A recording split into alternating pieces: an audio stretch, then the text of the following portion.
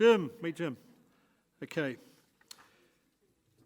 How the evening's going to work is that, first of all, each of the speakers, so after Dr. Oliver's speech, then each speaker will just briefly outline their reasons why they're for or against amalgamation.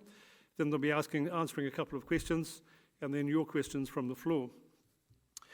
We did invite the Masterton Mayor, Lynn Patterson, to come tonight, but she's unable to be here because she's introducing Mike King at a meeting in Masterton this evening. Now, Mike King, in fact, will be speaking here tomorrow evening at 6:30 p.m.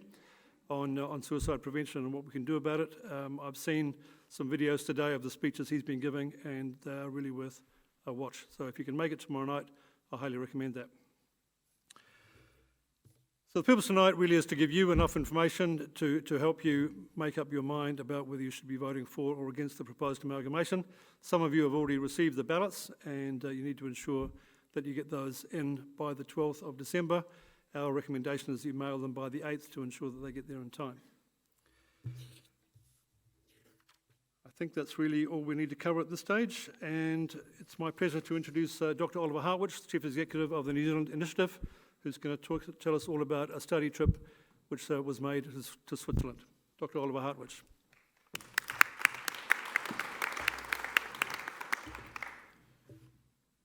Well, good evening, ladies and gentlemen, and thank you very much for the invitation to speak to you tonight here in Carterton. It's great to be here.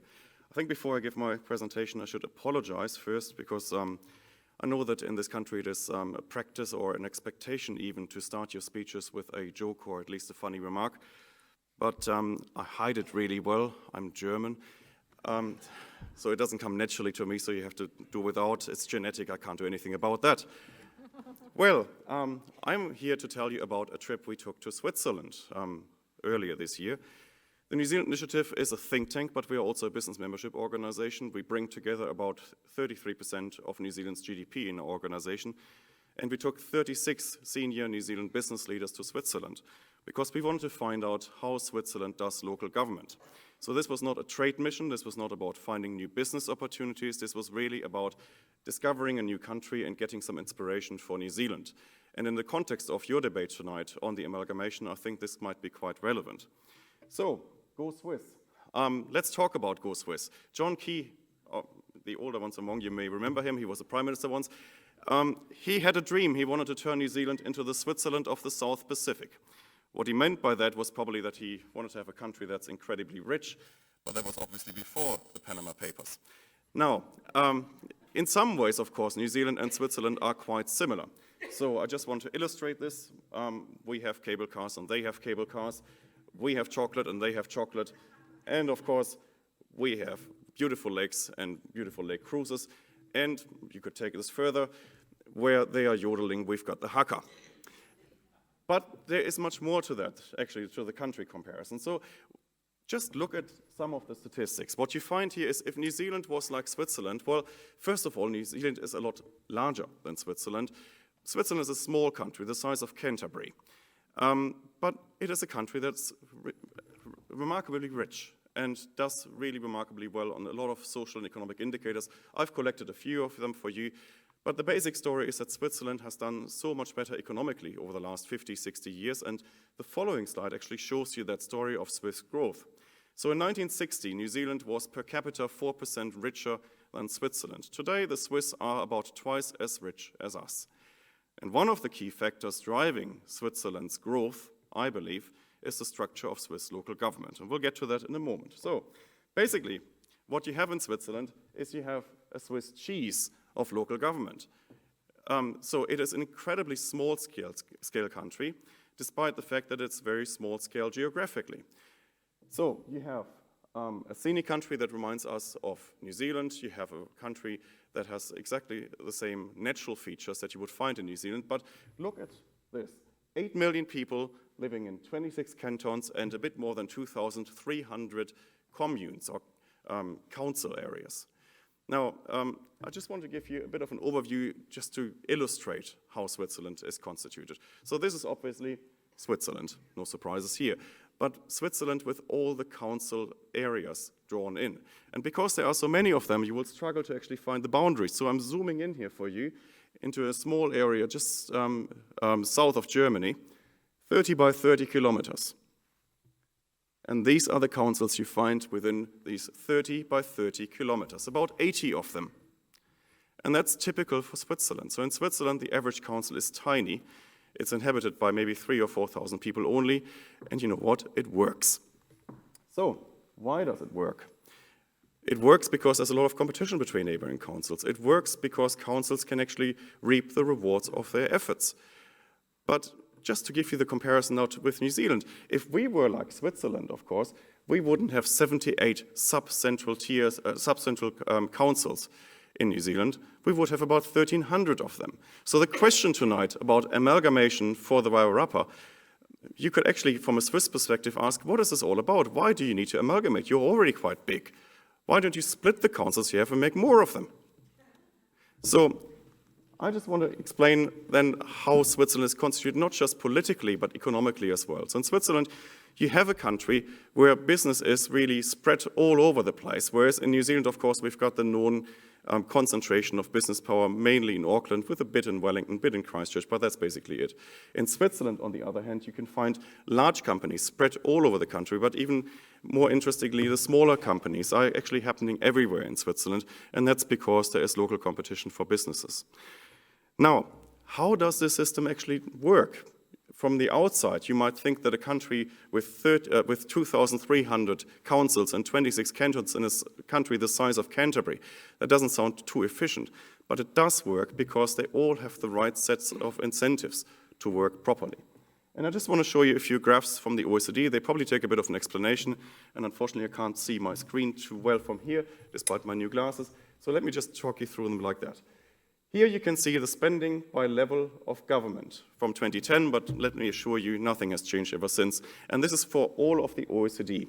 So you can see that on the one hand, this country there on the right, that's New Zealand. So in New Zealand, about 9% of government spending is done by local government. And the rest, 91%, is done by central government, which makes us the third most centralized country in the developed world. There are only two countries more centralized than New Zealand. The two countries are Greece and Ireland. Not perhaps quite the benchmarks for good governance, I would say. Well, certainly not Greece, but Ireland, well, anyway. Then look at Switzerland. And Switzerland is one of the leading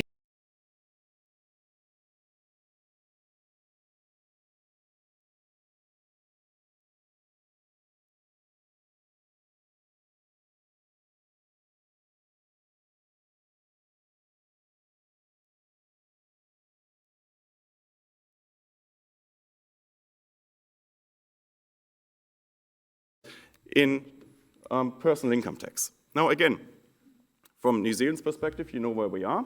We have absolutely no share in personal income tax for local government in New Zealand, which makes us a bit of an outlier because the OECD average is much higher than that. So in most OECD countries, you would have some form of income taxation at a sub-central government tier. Now what it means is, of course, that if you are in a country where there is a personal income tax at the local government level, you are not just a nuisance for your council, you are actually a revenue maker. Because council has to be nice to you, otherwise they would lose you to the next council next door, and then you would pay your taxes there. So imagine what it does if a council actually keeps some of the taxes you generate there. They will treat their inhabitants much differently and much more respectfully and perhaps a bit more cooperatively, and that's exactly what's happening in Switzerland. And think even further then. If you look at corporate income tax, of course we have no corporate income tax for councils in New Zealand, but in Switzerland, the majority of corporate income tax actually goes to cantons and councils combined. So the federation actually takes a smaller share than cantons and councils combined when it comes to corporate income taxes. What does it do? Well, it makes councils a lot more business-friendly, surprisingly. Because when a council reaps some of that extra corporate tax, guess what? They're trying to make it as easy as possible for companies to settle and create jobs. We visited some of these companies in Switzerland. We went, for example, to a railway factory in a tiny little village called Busnang in the canton of Thurgau. So beautiful place, scenic, you know, where the hills are alive. Now that's Austria. But anyway, beautiful scenic place. And they had a railway factory employing 1,800 people. And that was quite a new factory because only 30 years ago, this company employed only 18 people. So we asked the owner of that factory how easy it was or how difficult it was to build a factory in one of the most scenic parts of Switzerland. And what he told us was, with a smile on his face, "I'm the biggest taxpayer in the canton, go figure." So he had no problem cooperating with the council or with the canton because in the end, he was the biggest taxpayer and they were just happy to help him build his factory, employ people and bring development to this rural provincial region of Switzerland. And that's what results from a tax system as I just sketched it now. Another effect, of course, house prices. Well, as we all know, we've got a bit of a housing affordability problem in New Zealand. Well, look at the bottom line here. These are real house prices over a long period of time going back to 1980. There's one country in the world that has kept house prices stable over this time, where you can still buy a house in real terms that you would have paid in 1980, and that's Switzerland. Why Switzerland? Well, just because of the tax factors I explained earlier. So in Switzerland, if you're a new resident, you are paying your local income tax to your council, and therefore the council has every incentive to make sure that you can build your home. So they're not putting the IMA in front of you, and they're not trying to build any roadblocks. They're not trying to be difficult at all. They're trying to make it happen because they want to have you as a taxpayer. Now, in other countries, of course, it's the complete opposite. When any council in New Zealand manages to gain new residents, what they typically have to do is they have to provide the infrastructure, they have to do the roads, the sewage, water, everything. But all the taxes generated out of that new development go to Wellington. Well, it's a good news story for Wellington when development happens, but for every other part of the country, it's a loss-making business. In Switzerland, it's the opposite. In Switzerland, local communities benefit when there is development, they benefit from housing development, they benefit from corporate development. Now, just want to give you one example. Development in the greater Zurich region. Now, Zurich is, of course, Switzerland's economic powerhouse, and look how the region has developed over the last few decades. What you can see is, of course, that the population of the canton of Zurich has exploded from 1950 to here, last figure, 2013. So almost doubled, really. What you can also see is that the city of Zurich has stood still. So what's basically happened is that the surrounding areas of Zurich were able to accommodate a lot of the growth from Switzerland's economic powerhouse. Why were they keen to do it? Because they captured the taxes paid by the new residents. And so you've got cantons like Zug and Schwyz, rural cantons, just as scenic as the Wairarapa, that were only too happy to accommodate growth of the Zurich region because they wanted to gain taxpayers. And in doing so, they were able to pay for the infrastructure for their new residents because they were taxpayers, so they were paying for their own infrastructure. They were able to use economies of scale because they could now share the existing infrastructure with more people. And as a thank you to the existing population, they got tax cuts, because new taxpayers meant that everything could be financed a lot more easily. And I talked, when I visited Switzerland a few years ago, to the head of planning in the canton of Schwyz, and he told me that he was the most popular guy in his whole canton because he managed to cut down income tax 6 times in 13 years because he made that canton grow. It's a bit of a different story in New Zealand, I'm told. So, you can see this tax competition in practice then. So I've got 2 examples for you, the city of Zurich and the city of Zug. Both are quite scenic, both have their own lakes, both are really great places to live, but look at the differences. If you're lucky enough to be on $500,000 Swiss francs income, the difference that 20 kilometers in distance make are 65,000 Swiss francs in tax. So you can see this tax competition on the ground. In Switzerland, every single council can set their own individual income tax rates. You've got 2,324 different income tax systems in Switzerland. On top of that, every of the 26 cantons sets its own income tax rate. So you've got another 26 income tax systems on top of that. And then you've got a federal income tax on top of all of that. So they all compete vigorously on the rates that they charge for income tax, and they compete for your business as a resident, as a business, and this competition actually keeps Switzerland going. And we found a lot of that when we visited this country in May, and our business delegation was enormously impressed because it's quite the opposite of what's happening in New Zealand. So, why did we go to Switzerland? In summary, we wanted to learn from a country that has done so much better than New Zealand over the last few decades. From a country that used to be poorer than us, they are now twice as rich. And from a country that basically hasn't experienced any house price inflation compared to ours that have gone through the roof. We found a country that is a lot more open to development, that provides better opportunities, better business opportunities, hardly has any unemployment, and that is stunningly successful and still stunningly scenic. They managed to combine it all, and they have done so without any amalgamations of this kind of scale that we're talking about in New Zealand. They've done it by being very close to the people that government is for. You know, there's a saying by Abraham Lincoln that government is for the people, by the people, and of the people. I believe government shouldn't be all of that. Government should be close to the people. Because only when you're close to the people, you really know what matters to a local community. You can make decisions for that local community. The Swiss are doing it extremely well, and I think for us in New Zealand, there's a lot that we can learn from that. So thank you very much.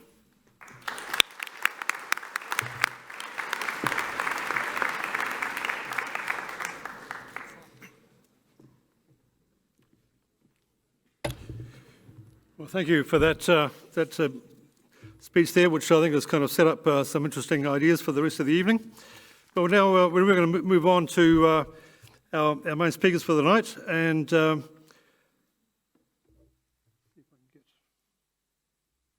our first question for the evening, which is where each of our speakers is going to tell us what their position is on the proposed amalgamation and why they think that. So first up, please welcome Ron Shaw.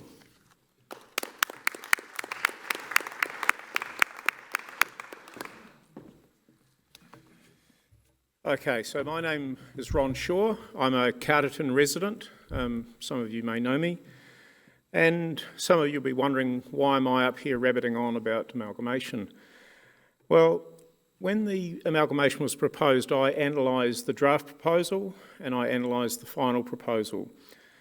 I made submissions to the LGC, detailed submissions about what I thought about the proposal and how it could be improved. Some of you will remember that I raised the issue of Masterton's debt publicly last year. Some people poo-pooed my numbers, but the LGC paid attention.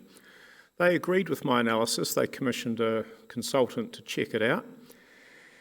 And as a result of finding that I was telling the truth, that Masterton's debt was disproportionately high compared with Carterton and South Wairarapa, they've ring-fenced the Masterton debt at least until 2024. Unfortunately, they ignored pretty much everything else I said. There are arguments both for and against change, it has to be said. The main argument for change can be found when you look at Masterton's wastewater system, where millions, tens of millions have been wasted. Carterton's doesn't have clean hands. We've had an earthquake-prone building policy in Carterton since 2006 and nothing's happened. And in South Wairarapa, the Waihinga Centre debacle still causes angst whenever people talk about the way that the council forced that through without meaningful consultation. But essentially what the proposal is saying, that if we take the three messes that we've got and combine them into one, we'll somehow get perfection. I suggest to you that we'll just get a bigger mess. And it has to be said, the new council will be dominated by Masterton's interests. Masterton has a disproportionate amount of population, and one of the reporters from the Times Age commented that essentially Masterton was carrying out a hostile takeover. And I don't think Carterton or South Wairarapa will benefit from Masterton's leadership. So when I submitted to the LGC, I actually suggested a thing that I called the enhanced status quo, which bore some resemblance to the Swiss model that you've just heard from Oliver about. That wasn't because I had some kind of second sight. I had read some of the early work that NZ Initiative had done around local government. We could run the Swiss experiment in the Wairarapa as a natural experiment across the valley. We've got 3 existing councils, all with different ways of doing political representation, contracting out, and we could use the Swiss model to guide an enhanced status quo. So yes, I concede something needs to change, but amalgamation is not the answer. So I'm against it, and I would suggest that you should be too. Thank you.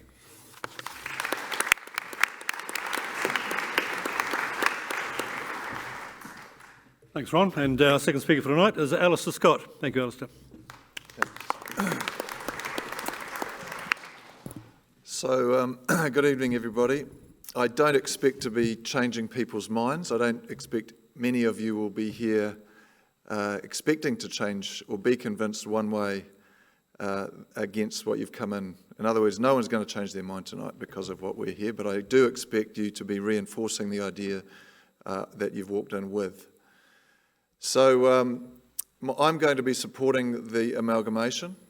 It's interesting, Oliver, I was thinking about your discussion just earlier around the 8 million in such an area of Canterbury, and I was reminded of Singapore, something a little bit similar, small area, lots of people combining to make things, you get that benefit of efficiencies and economies of scale. Which brings me on to one of my reasons for supporting amalgamation, and that is there will be one authority, if you like, across the area. There will be efficiencies. There won't be 3 planners. There won't be 3 people looking at building consents. There won't be a situation where a builder can put in the same plan to 3 different councils and get 3 sets of questions back on the same set of plans. So consistency and efficiencies due to the economies of scale that you will get, you just have to get by combining the 3 councils. Second reason I support amalgamation is just to diversify. So when I mean diversify, I mean imagine if we all had little councils like we used to in the boroughs, and we had Castle Point, which was a borough, and they were independent of everyone else, and there was a wave that went across that beach and wiped out all the roads and much of the infrastructure. Who would be liable for that rebuilding of the infrastructure? It would be them. It would be that little community on their own, isolated.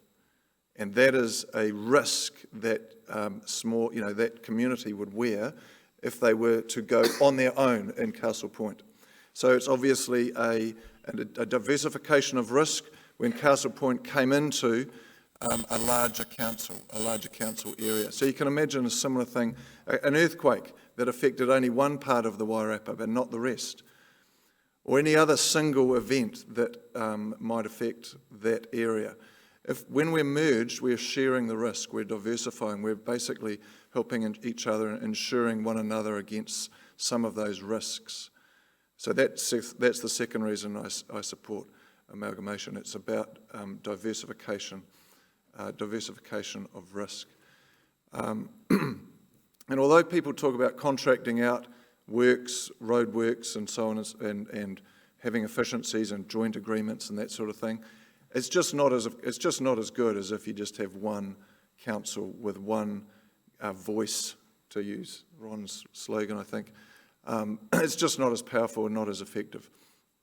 So they're the 2 or 3 reasons why I support amalgamation. I don't believe that you can bring the Swiss or even the Singapore model of increasing economies simply because you've got a different local government model. There are a lot of reasons why Switzerland is ahead of us. There's a lot of reasons why Singapore is ahead of us, and it's sort of too big a topic to discuss tonight, but I don't believe local government is a key to the differences between Singapore, Switzerland and New Zealand.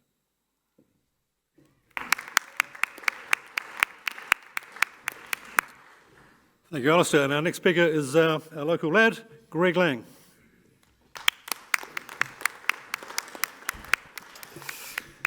Thank you very much. Good evening, everyone. Well, I'm Greg Lang. I'm a Gladstone resident, and with my wife, Ali, we are co-owners of the Wheelwright shop out in Gladstone, where, ironically, we preserve old stuff. I'm a second-term Carterton District Councillor, and with the council, I chair 3 advisory groups, placemaking, economic development, and cycling and walking, and I'm right at the thick of what's going on in this community.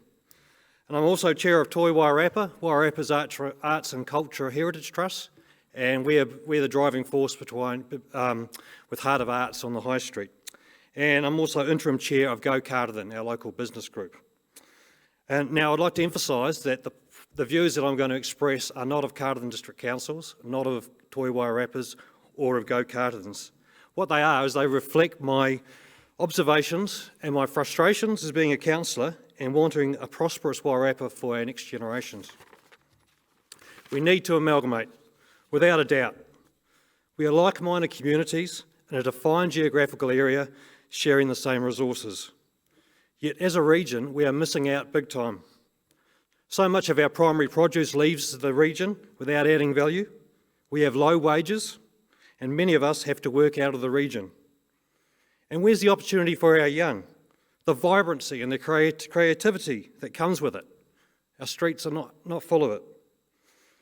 There is a lack of a combined economic growth strategy, and it's holding the Wairarapa back. So many initiatives are not being realised or being incompetently dealt with. And who's attracting opportunities to the Wairarapa? We are constantly being told that developers and investors want to do business in the Wairarapa. Where's the one-stop shop? Instead, they have to fumble their own way around, and quite often they have to deal with 3 councils running their regulatory processes totally different. Councils are not collaborating as they should, or as our communities expect. We all agree economies of scale are important and will give us savings and efficiencies, but there is so much delay. Firstly, the 3 councils independently agree to collaborate. They have numerous meetings to discuss what we should be doing. They explore all the options. Years can go by, momentum is lost, and nothing happens. Amalgamation will create efficiencies and direction, and is not to be feared. The character of our communities is not made by councils, it's made by us who live in them. The size of the council will not affect our character. Gladstone, where we are, is not reliant on Carterton District Council for its identity. It has a fantastic identity. In fact, the wider Gladstone District encompasses all 3 TAs. And most people living in Gladstone see themselves as Wairarapa, not Carterton, Marston or South Wairarapa. Amalgamation is about doing stuff better. A council that looks across and represents the interests of the whole of the Wairarapa, not its constituted parts. And we are being offered a gift by the Local Government Commission, something quite special, and an opportunity to create something quite special. Let's not waste it. Now, I just want to make one further comment before I sit down, and while very interesting, Oliver Hartwich's his presentation was great, but why are we having that? It's not relevant to what we're talking about. We're here to talk about amalgamation of the Wairarapa. It's based on localism, and that's not on the table. Thank you.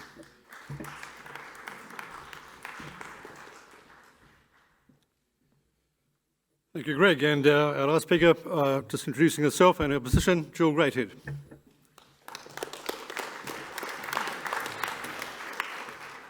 Good afternoon. Good evening, everyone. I will be voting against the final proposal.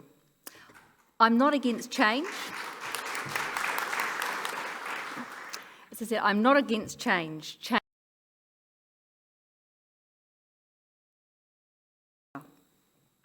Our experiences shape our decision-making. I was brought up in Greytown. I left at 19. I travelled, settled in London and worked in the IT sector for 15 years. That experience taught me that when I wanted to raise a child, then a village like Greytown, where I was brought up, would be great. A community where people cared about each other, where people felt empowered because decision-making was close to them, and where the community had financial control of its own budget to spend on the local services it wanted. Sounds a bit like the Swiss model.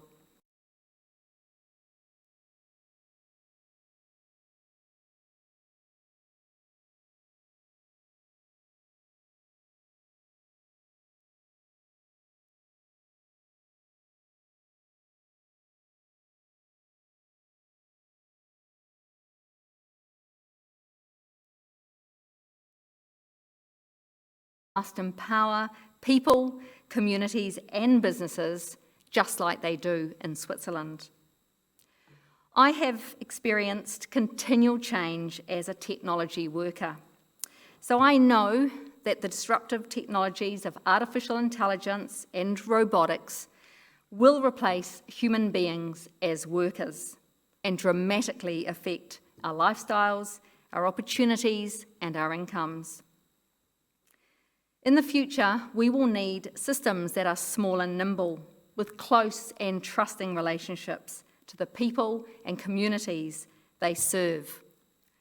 This final proposal is the wrong kind of change. We need cultural change, not the structural change of this amalgamation.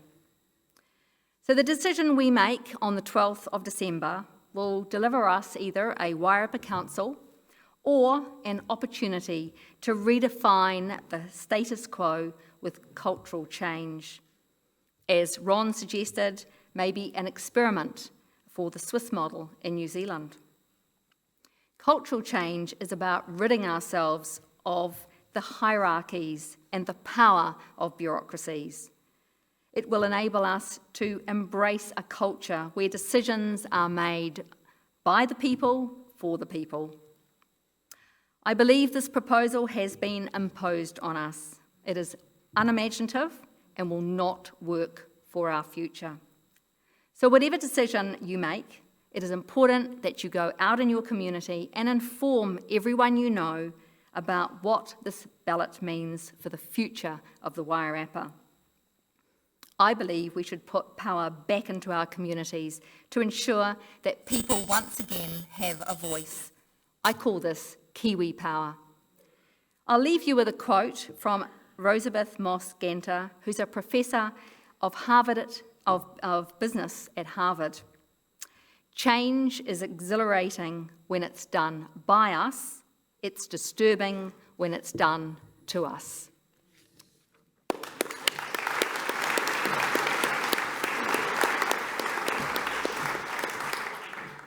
Okay, thank you, Jill. I admitted at the start of the meeting, how could I do this, the most important part of the meeting, which is, of course, the cup of tea and coffee afterwards. So you're very welcome to join us all out there, and if you've got further questions for the speakers, then you'll have an opportunity to exchange a conversation with them. Jim, can I ask you to make yourself available to take questions? So Jim will be wandering around. Yeah, under control. So if people want to write a question, then Jim will be available to take those, and then they'll come through in the question time later on. So people may have said things now that trigger a question with you.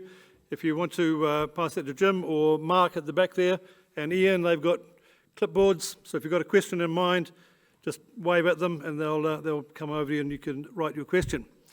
For this round, you all know what order you're going to get in, so I'm not going to stand up each time. You're all big enough, and you can do that all by yourselves.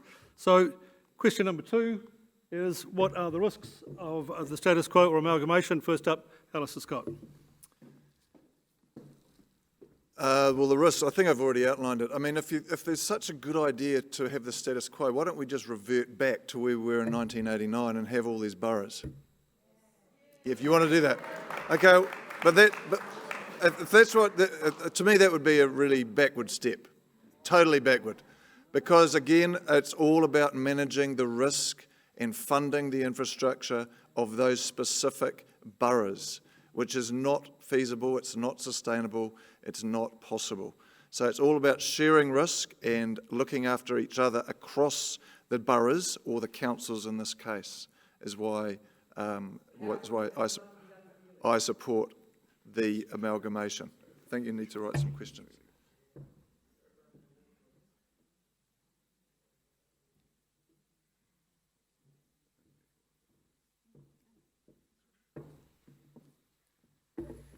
Okay, the risks of the status quo and amalgamation. There's a whole lot of risks around amalgamation, so I'm just going to focus on a few. Firstly, the loss of representation is real.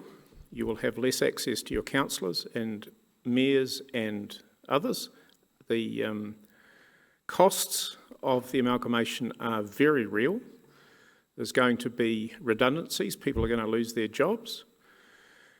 The people who survive that redundancy will be getting paid more, and that will cost you more. And the Masterton debt is probably the biggest risk. It's only ring-fenced till 2024. It's disproportionate, and despite what we've been told, it is not because Masterton is at a different part of its asset replacement cycle. It has wasted money on a scheme that would never work and will never work, and will require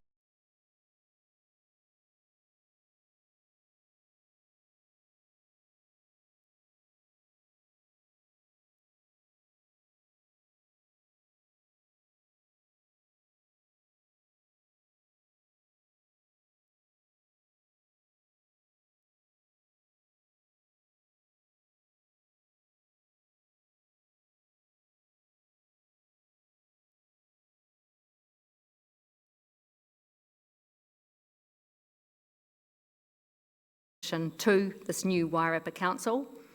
Risk 3 is cost blowouts. And as an IT worker, I have experienced major cost blowouts in IT projects due to the lack of accurate scoping and costings.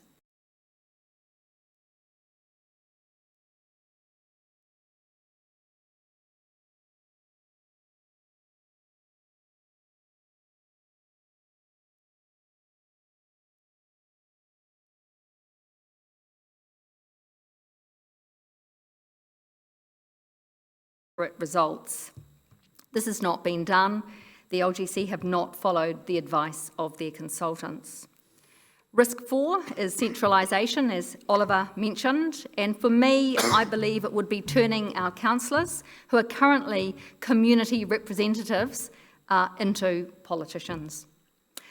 And risk number 5 is missing out on the new regional development funding. We'll be so busy restructuring that we won't have time to plan for this new funding.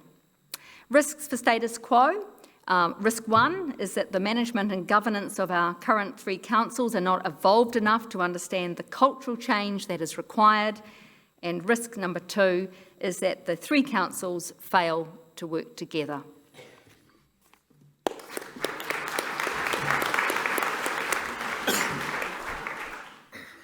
Okay, what are the risks of status quo and amalgamation? Well, the Local Government Commission, as I said before, has given us a fantastic opportunity to create something special. And it's not a risk, it's a fact that by retaining the status quo, we lose the opportunity to change our local government structure for a minimum of 6 years. And a lot can happen in 6 years. We'll keep continually missing the boat economically. We'll still lack a single voice in Wellington and the big wide world. We don't have a single voice, we have a disjointed voice. Parochialism will prevail, inefficiencies will continue, and compliance and its associated costs will escalate. And we'll have 3 lots of duplication, which will continue. We'll have three chief executives, 3 long-term plans, 3 annual plans, 3 audits, and lots of other duplication throughout our organisations. We need to change. And I know most of you here are very set on the status quo, and I think Carterton is as good as it is, but we do need to change. But can I suggest that before you vote, go for a drive up Mount Dick. Take a thermos flask, pour yourself a cup of tea, find somewhere nice to sit down and look out. And look at our magnificent valley. And what will you see? You'll see Masterton, Carterton and Greytown right next to one another. And if you look down further, you'll see where Martinborough is and Featherston. And ask yourself the question, are we that different that the big picture stuff can't be done by one single council and our community boards can do the stuff that affects us more closely? Thank you.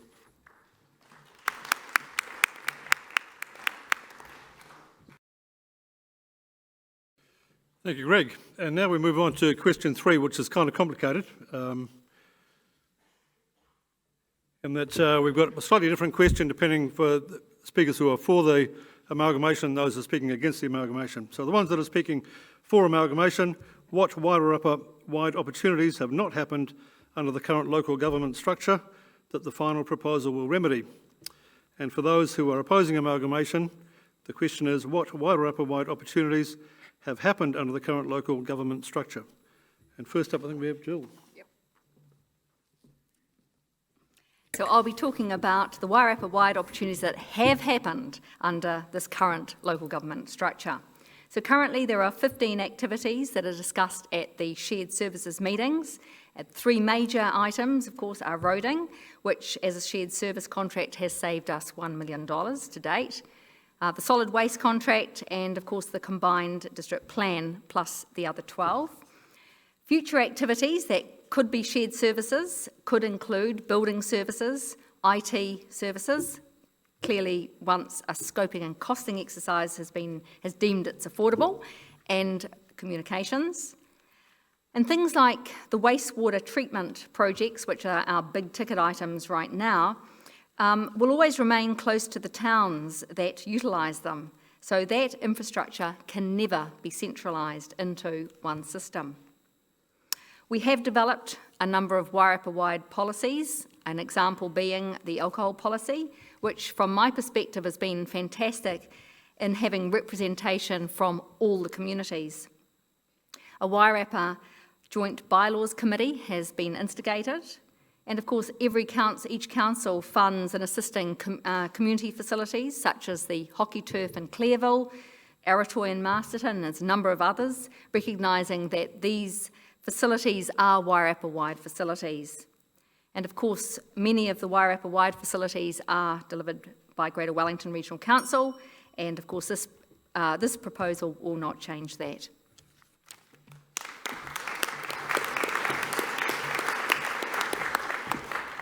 Okay, Greg, you're up next, but I'm just going to butt in quickly. If you want to direct a question to Dr. Hartwich, please do so when you're writing the questions.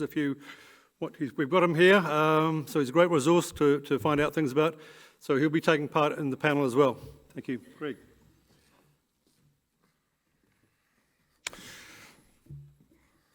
Right.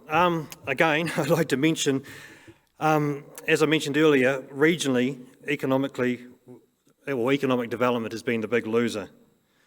Did you know that we would now have an airline flying out of Wairarapa if the three councils had worked properly together? And I was going to ask Ron if he was here tonight to confirm that. It just didn't happen, and it was going to happen. Poor collaboration has affected so many things. An example, lots of examples. Combining dog pounds. It's been talked about for over a year, and we're still at the investigation stage. Shared roading services, Jill mentioned about that, but there's huge potentials for savings through shared contracts.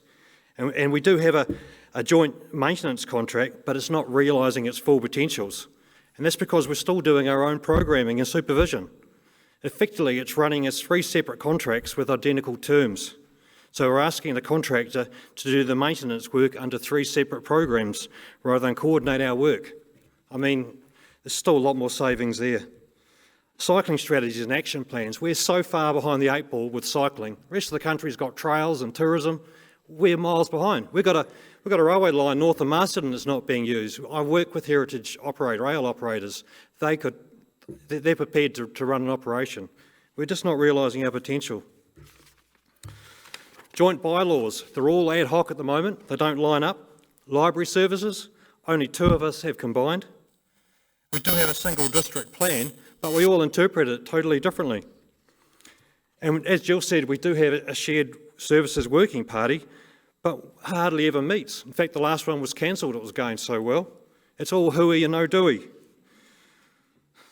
It's just so frustrating, because I like to get stuff done. And we're not working together on delivering our basic services, water, wastewater, and stormwater. All 3 councils are doing their own thing.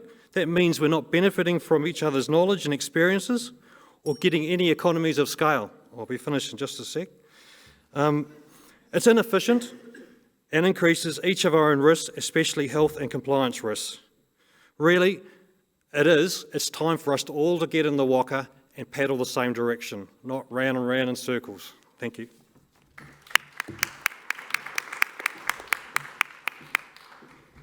Well, look, I think from these 2 speakers, they've virtually agreed, in my view. I mean, Jill talked about all the things that they are doing together, so why have 3? They're doing it all together with these joint this and joint that. Some of it's not happening. The Aratoy stuff, for example, is not being supported by the other 2 councils to the same extent that they could be. And Greg gave a whole lot of examples of instances that cooperation and collaboration are not happening as they should be. So to me, these 2 people said the same sort of thing with a different angle. And despite Jill's view that joint working groups and all this sort of thing are efficient and effective, they're just not. They're just not. And if they are, then again the question is why, if you're doing so much altogether, the 3 councils I mean, if you're doing so much altogether, why are there 3 of you?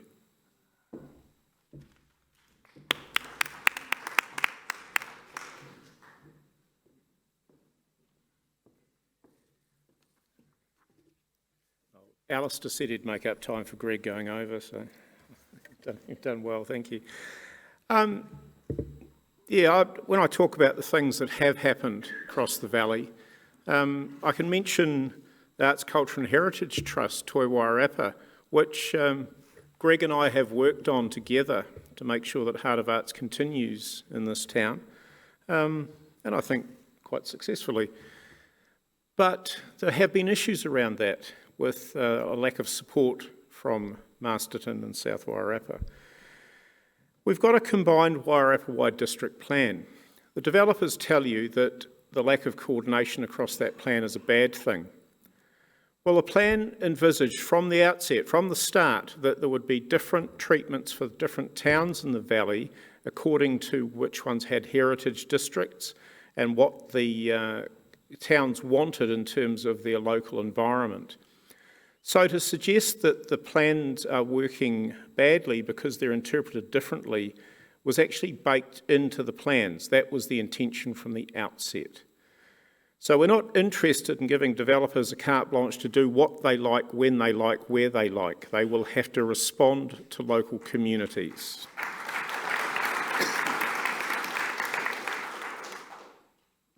And I think with that, I've just about summed it up.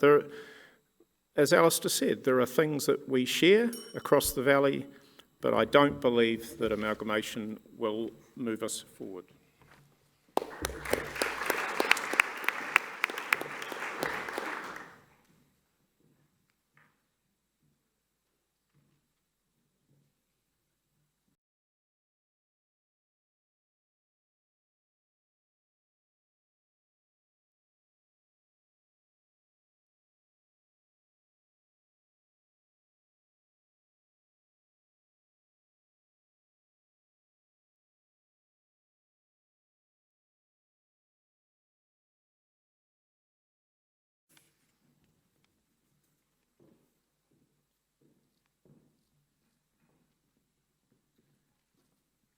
Okay, I actually don't have the exact figures on me at the moment, but roughly speaking, Masterton's debt per capita is about $1,800, South Wairarapa about $650, and Carterton about $250, $300. So there's quite a big difference between the three per capita debts. When the councils emerge, the debts that are associated with specific work like the wastewater treatment plants, and that's whether it's in Masterton here or in South, will be ring-fenced and subject to targeted rates, just as they are now. In 2024, it all comes up for grabs. The council of the day will decide what they do around that debt, whether they continue to ring-fence it and make it a charge on the people using the services, which is the most likely thing. It's unlikely, in fact, they'll do anything different. But it's an uncertainty we don't know. And it's acknowledged in the LGC report that part of the reason for the amalgamation is that Masterton's balance sheet is stressed.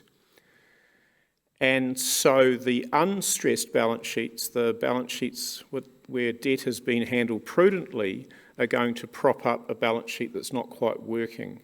So effectively, we're giving Masterton our credit card and they can spend it how they like.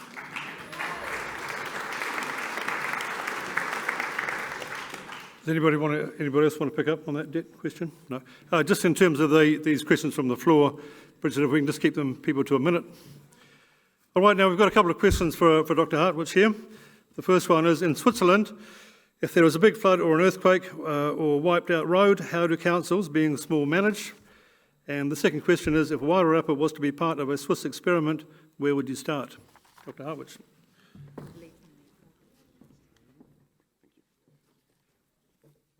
Thank you. Interesting questions. First of all, Switzerland probably doesn't get quite the earthquakes that we are used to here.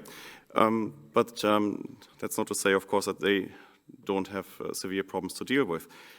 Basically, what it means in Switzerland is that councils get together when they need to get together. And I'll give you one example. It's not an earthquake, but it's a fire department.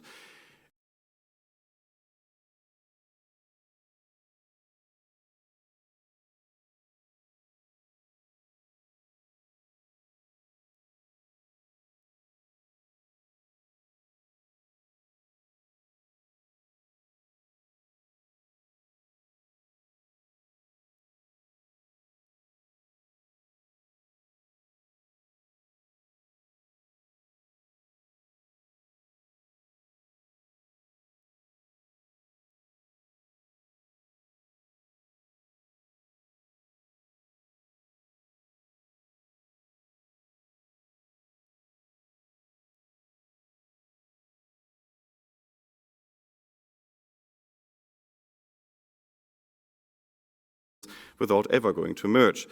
Now, the other question was, if we were part of a Swiss experiment, where would I start? Well, to start with, I think we could start with a special economic zone. The New Zealand initiative proposed that just about a couple of years ago, where we said, well, why do we have to have the same laws for the whole country? I mean, okay, some laws probably have to be uniform for the whole country, but for other parts of the law, why can't we allow some experimentation? So, for example, if a part of New Zealand, not necessarily the Wairarapa, any part really decided that maybe it would be worth experimenting with foreign direct investment laws, the Overseas Investment Act, to attract a bit more foreign investment, not in housing, but in actual job creating investment, why couldn't we experiment with that? If a part like Auckland decided that they needed to reform the Resource Management Act to deal with the endemic housing crisis, why wouldn't we allow them to do that? So I think any changes to local government setup in New Zealand to make us a little bit more Swiss would probably give local communities greater say over their own affairs and greater say over their own regulatory affairs, because let's face it, I mean, the IMA has been with us for a quarter of a century. It's been reformed basically every year. We never really see the end of that. So if we are satisfied just waiting for that day, that will never ever happen, when Parliament gets together in Wellington, decides on the great glorious IMA reform that will solve our problems, that's fine. But why don't we actually start with the locals making their own decisions and their own choices and actually finding solutions that might work a lot better than the stuff that's designed in Wellington? Thank you.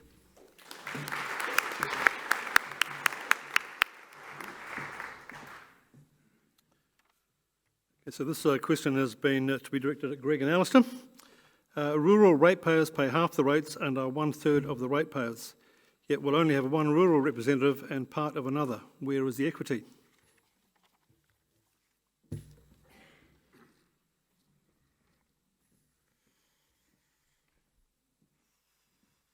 Right. Well, as you know, I'm in Gladstone, so Gladstone would come under the Mangaraki ward, and we have one councillor for a very, very big area. But what we do is we have fantastic communities out there, like community boards, but they won't be official community boards, and they'll feed into that councillor. And we also, under the proposal, will have a rural standing committee, which would be supported by the council and have input from all the other rural councillors as well. So I don't feel that will be not supported. You underestimate how communities are empowered. Look at Castle Point, for example. They've got a ratepayers association, and they'll come up with a recommendation, and they'll take it into Masterton. It's well thought out. It's a good proposal. It'll get done. And community boards are the same. If you look around the country, 95% of what the community boards say needs to be done, when they propose it to the council, it gets done. So that's the answer to that. Thank you.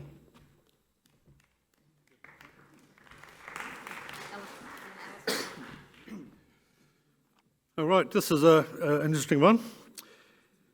This is to do with the loss of representation. The bigger and more unwieldy our council, the less opportunity for constituents to be represented and invited to participate in decision-making. Plato said that a polis, a city-state, should not be so big that anyone is anonymous and therefore unaccountable. Anybody like to comment on that?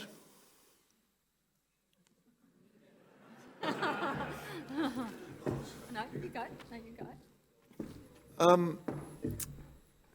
Anyone can, well, I'm talking about central government now, right, to get involved. It's all about the questions about how to get involved. Anyone can turn up in my office with 2 signatures on a petition, and it will get presented to a select committee and be presented to Parliament. So there's no excuse for not being involved. Anyone can be involved if they choose to be involved.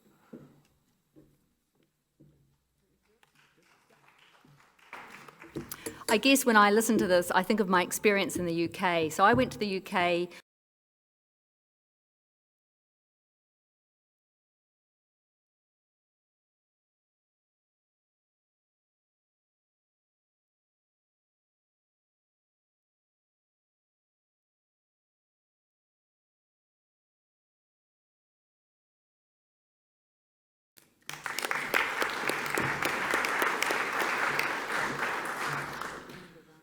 I think Jill must have seen the next question coming up. Perhaps Ron, you can start with this one. So the question is, has amalgamation been successful anywhere in New Zealand? Now that's an interesting question, because the answer is yes. It has worked in some places and it's failed miserably in others. Where it's worked, it's taken a long time to work. So just north of here in Tararua District is functioning pretty well now. But when they started off, their big ogre was Dannyverk. Dannyverk was Tararua's equivalent of Masterton. Well, it's taken the best part of 25 years to get it to work, so it hasn't been that flash. And when you look at more recent examples, Auckland Super City, need I say more? $150 million worth of IT spend, rates increasing at double figures over an extended period of time, a housing crisis, not exactly an argument for amalgamation.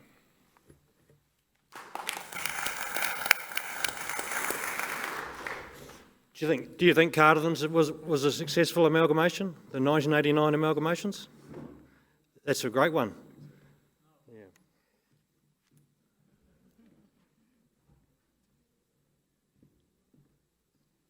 Okay.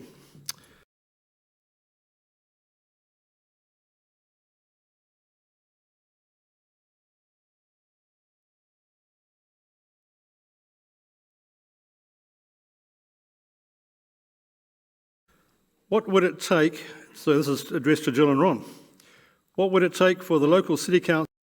Not against. It's a concept of actually taking shared services seriously and getting someone like Oliver along to help us out.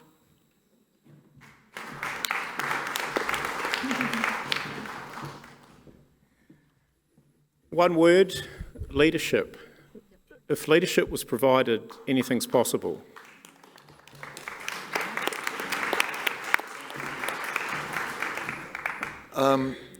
What Jill just said just demonstrates that shared services are not working. So that's a real problem.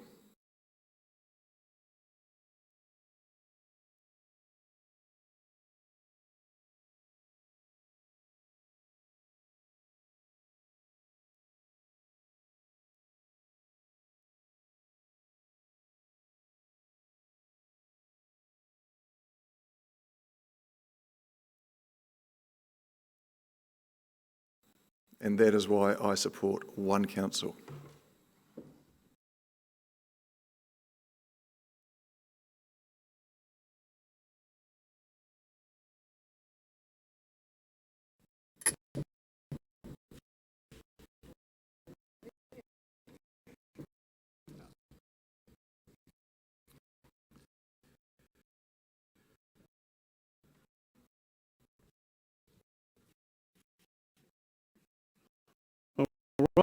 Right. The next question.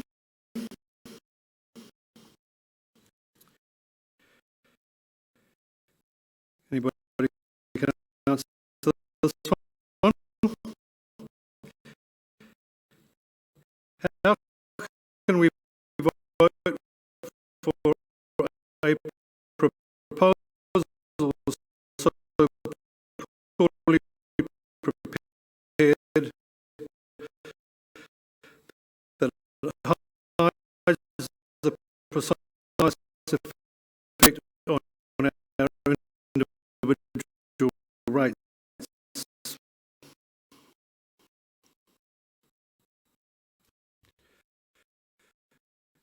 And there's a sub-question to that. Why should we even consider something so poorly analysed and explained? Well, that's what I believe. I think it's weak, it's deficient, it doesn't set out Start. costs. But long term, there will be. Ron knows a whole lot more about that. To start going on about people's debts. We all live in the same community.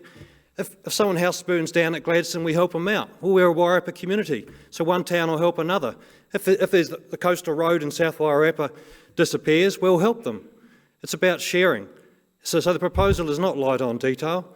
It is light on detail so that it can help us make something quite special for the Wairarapa. They've done a substantial job. A lot of work has gone to it. It's a lot of consultation. And in an environment it's like this, it's very easy to be critical. You know, think of the future, think of your grandkids, your children, and the environment they're going to grow in. We all prospered from the 1989 amalgamation. Let's create something that others are going to prosper for. Thank you.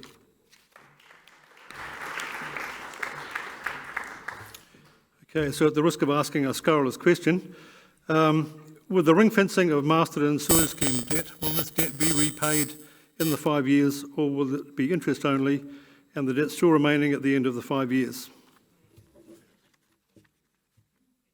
Yeah.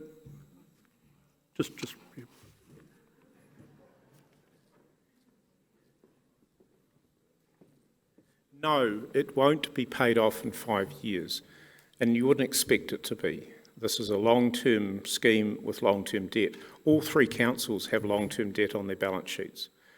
And debt management is a bit of an art, and it has to take necessarily a long time horizon. So come 2024, the debt will still largely be there, but equally so.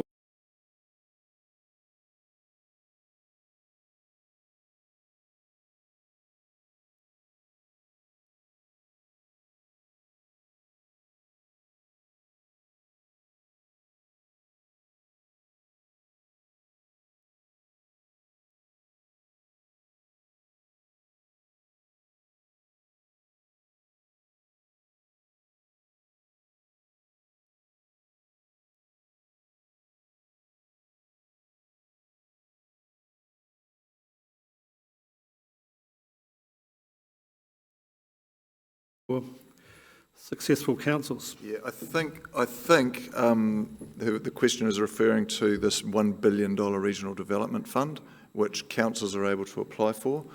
$1 billion doesn't actually go very far, especially if you're going to plant 100 million trees a year. So that's no solution at all. It's treat it quite separately. Treat it as an add-on, if you like, or icing on the cake. But it's no reason to amalgamate or not to amalgamate.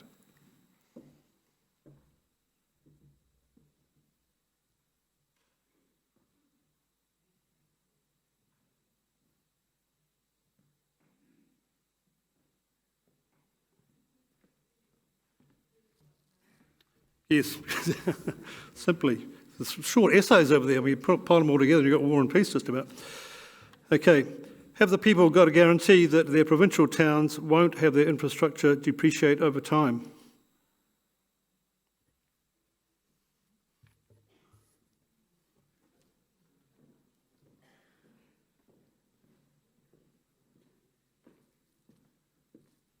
Well, of course, there's only two guarantees in life, death and taxes.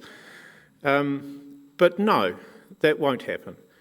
The long-term plan that each of the councils puts together has always provided for an adequate depreciation of the assets so that there's money in the kitty to pay for their reinstatement. It would be political suicide if any councillors, mayor suggested mining smaller towns' assets to pay for other towns' assets. They might do it for 3 years, but they'd be chucked out at the next election.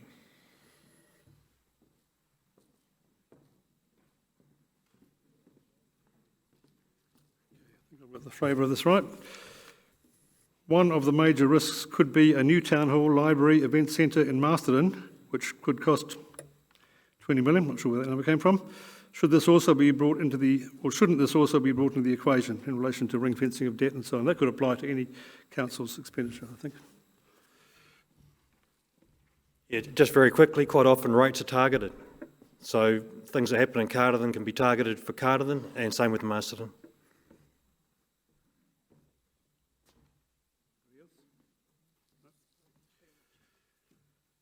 Okay, so this question says, isn't the issue of committees looking at shared services not getting anywhere? a problem with the process which can be fixed rather than a wrong option. I think the issue that we've had come across is that this amalgamation debate has been taking up a lot of people's, in a lot of people's minds. So yes, there was a shared services meeting, as Greg described, that was actually postponed or cancelled. And I think we're just really waiting for this kind of decision. So having this amalgamation thing out there has been very difficult, I think, for councillors to work. Yep.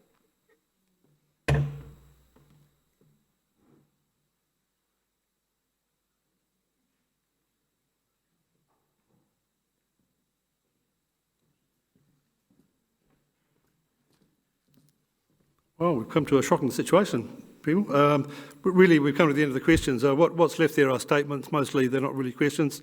So unfortunately, if I haven't asked you a question, either it's a bit out of order or isn't really a question. So I think we can actually go and have our tea and coffee a bit. Sorry? Yes, the quiz, indeed. I need the quiz form, somebody.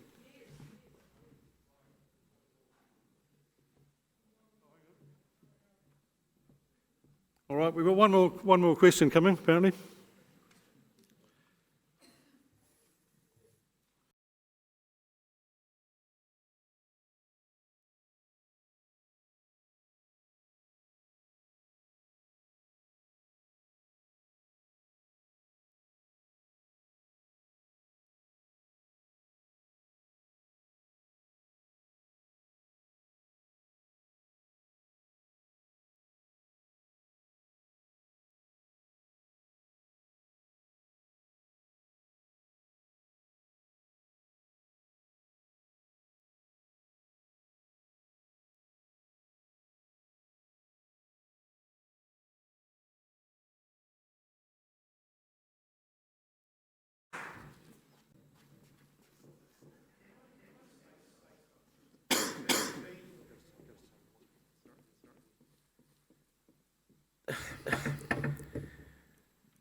The Masterton councillors did receive advice on the scheme. I think they had the wool pulled over their eyes, and that hasn't happened in Carterton or South Wairarapa. The councillors here have made better decisions, and they've been better advised. And I guess the underlying thing is that we need high calibre people running our councils, both as salaried employees, chief executives, and as councillors. So in the end, it'll come down to the calibre and strength of the individuals that we vote for. And that's going to be the answer to any issues about the possibility of dud schemes migrating from the north. I don't think it will happen as long as we focus on getting the right people onto the councils to work for us.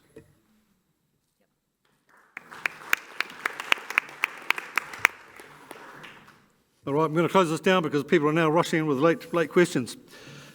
So you've all received a little quiz on your seat when you came in, and some of you will have had a go at filling that out, hopefully. So let's see how we go. The first question, how much is the amalgamation estimated to cost? None of the options are right, are they? Somebody knows the number. 21 million, so C's really the closest enough one to that one. Current council debt will be ring-fenced until when? 2024?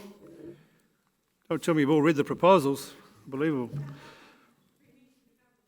What is the annual forecast savings based on current long-term plans? Annual savings, 1 million, 3 million, 5 million or 10 million? 1?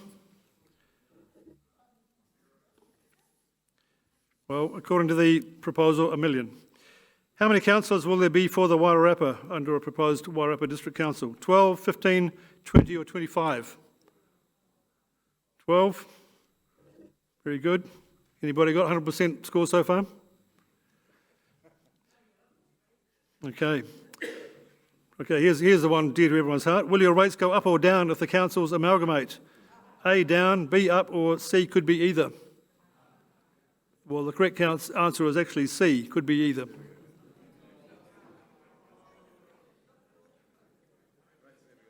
Okay, Alistair Scott tells me rates never go down. There you go. But if a rating system was to change, which would be a possibility under amalgamation, then some people's rates indeed could go down. Okay, number 6. There are 42 council representatives in the current local government structure in Wairarapa. How many in the amalgamated model? 18, 28, 38 or more than 42? It's closer to 28, actually. That's with the community boards and with the rural and the Māori standing committees. Okay, the last question. What reasons for change are outlined in the proposal? A, economic advantage, B, customer service, C, less red tape, or D, resilience? Indeed, Alistair Scott correctly produced the answer, all of the above. You got one right, there you go, well done. Okay, so that really draws this meeting to a close.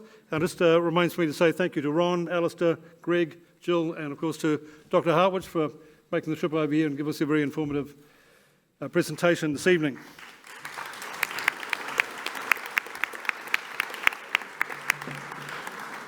So what's left for you to do, of course, is to weigh up what you've heard this evening and to make sure that you indeed vote by the 8th of December to ensure that your vote makes it by the 12th.